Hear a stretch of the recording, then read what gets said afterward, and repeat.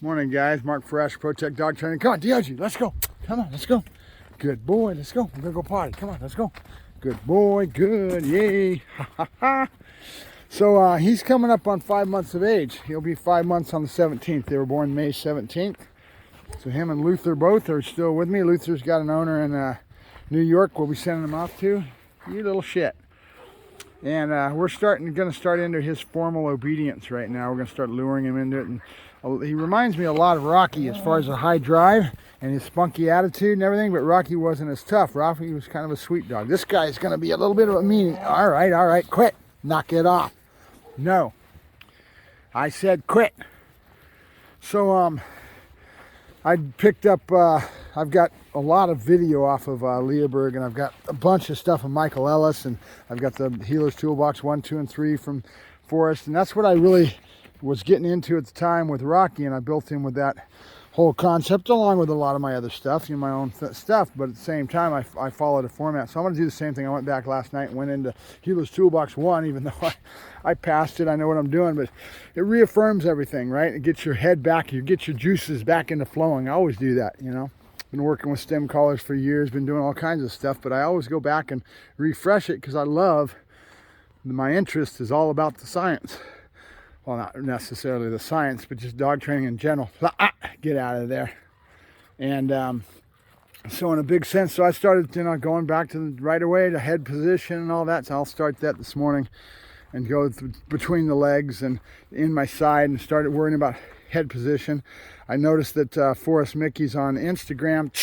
Get out of there. Dang it. Should have kept him on long line. This is what he needs. He's just being a cocky shit. Come on, let's go. And now he's in the runaway game. See, I got a rule. I've been putting him on long line. I let him have a little freedom, and he's gone. All right. Come on, let's go. Let's go. Good boy. Good. Yay. I should have brought out some balls or something for him to play with. Keep his mind entertained with me. Come on, let's go. Good boy. So, I got online with Forrest Micke's on Instagram, and I noticed he's starting to produce his own videos. He's got a series he's doing on some of the higher advanced head work, leash pressure, things like that. He's got whole names for it, real scientific, but that's all right. I'll go ahead and call it leash pressure. Maybe I can get into some of those concepts on him and probably grab that. Hey, come on, that's enough. Let's go. We're gonna go back. Come on, let's go. Yay! Come on, let's go. Good boy, good. Good boy, good. Got no control factor, so we just gotta bum rush it. Come on, let's go. DiOGi, DiOGi, come on. DiOGi, let's go. Yeah, good boy, good. Yeah. And this is the other one that we're working on. Now in the crate, I can make sure I keep food on me and throw the food to the back of the crate and recondition a different attitude. But he hits this fence, he hits the crate door, real heavy. It's a hardwired genetic stamp in the animal, just like chasing their bull. And for whatever reason, my genetics denote it. I see it in all my puppies.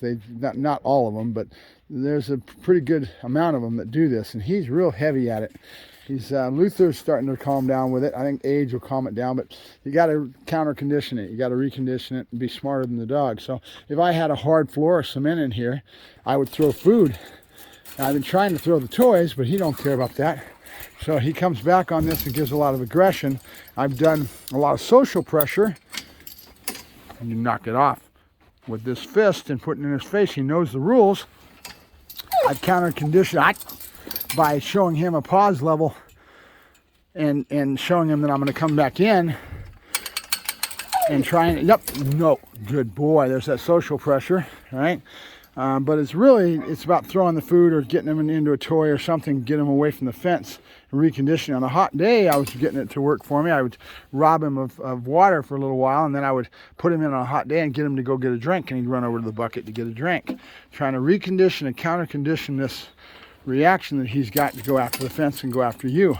Good boy. Go get a drink. Go on, go get a drink. Come on, you're all right. Good boy, good. And it's boundary. It's something to do with the fence and putting him in his crate. He just right away hits it real heavy. And you've got to be smarter than the dog to recondition it. And it's still there, and it probably will be for a while. Now I understand why Arrow used to come back on the fence so heavy. He didn't trust me at all. I was a new person in his life. It was his first change of home.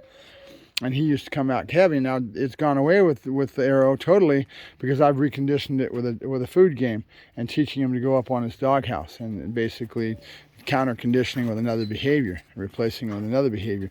And I'll have to do something similar with him. Just got to think it through. So I've gone to the point where I can't do much more here. Good boy, come on. Come on, good boy, good. That's my boy, good. But it's all about boundaries. Something about the boundary that he's hardwired. It's like chasing that bull, same thing. Good boy, good. And it's a genetic thing. It's a genetic stamp coming from my bloodlines with arrow. So, good boy. So I'm going to get into the Forrest Micke stuff that he's got. He's got a couple of ones that he's put together, and I like what he's saying on it. And I respect him well enough to go get into leash pressure is kind of one of the things I want to get into with watching those videos. He's heavy into that. Head position, he's always been heavy into that. The exactness and trying to make sure you stamp that head position in the right spots and keep your level of exactness to be very good, right?